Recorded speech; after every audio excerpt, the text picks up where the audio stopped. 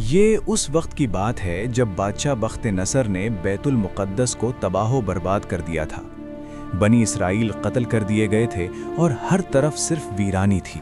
اسی دوران حضرت عزیر علیہ السلام کا وہاں سے گزر ہوا۔ آپ اپنی سواری یعنی گدھے پر سوار تھے اور آپ کے پاس کھانے کے لیے کچھ کھجوریں اور ایک پیالے میں انگور کا رس تھا۔ اس ویران بستی کو دیکھ کر آپ نے تعجب سے فرمایا، اللہ پاک ان مردوں کو موت کے بعد کیسے زندہ کرے گا؟ یہ کہنے کے بعد آپ نے اپنی سواری کو باندھا اور آرام کرنے لیٹ گئے۔ اسی حالت میں اللہ کے حکم سے آپ کی روح قبض کر لی گئی اور آپ کا گدھا بھی مر گیا۔ صبح کا وقت تھا جب آپ سوئے اور پھر 100 سال گزر گئے۔ پورے 100 سال بعد جب بیت المقدس دوبارہ آباد ہو چکا تھا، اللہ پاک نے آپ کو دوبارہ زندہ کیا۔ اللہ نے پوچھا، اے عزیر، تم یہاں کتنی دیر ٹھہرے؟ آپ نے سورج کو دیکھا جو غروب ہو رہا تھا اور فرمایا، شاید 1 دن یا اس سے کچھ کم۔ اللہ نے فرمایا، نہیں، تم یہاں پورے 100 سال ٹھہرے ہو۔ اللہ نے فرمایا، اپنے کھانے اور پانی کو دیکھو، وہ بالکل تازہ ہے، ان میں بو تک نہیں آئی، لیکن اپنے گدھے کو دیکھو۔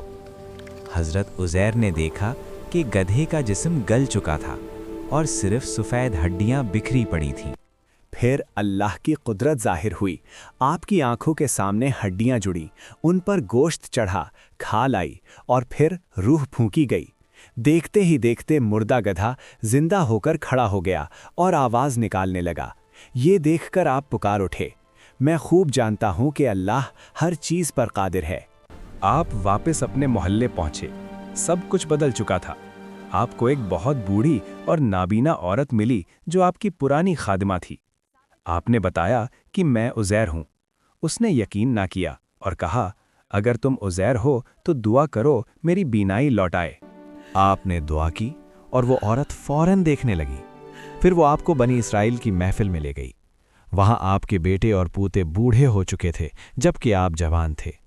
آپ نے نشانی کے طور پر اپنے کندھے کا نشان دکھایا اور زبانی پوری توریت سنا دی، جس نے سب کو یقین دلا دیا کہ آپ واقعی اللہ کے نبی حضرت عزیر علیہ السلام ہیں۔ دوستو، اچھی بات پھیلانا صدقہ جاریہ ہے۔ اس ویڈیو کو لائک کریں، کمنٹ میں اللہ کی پاکی بیان کریں اور نور درس فیملی کا حصہ بن جائیں۔ ملتے ہیں اگلی ویڈیو میں۔ اللہ حافظ۔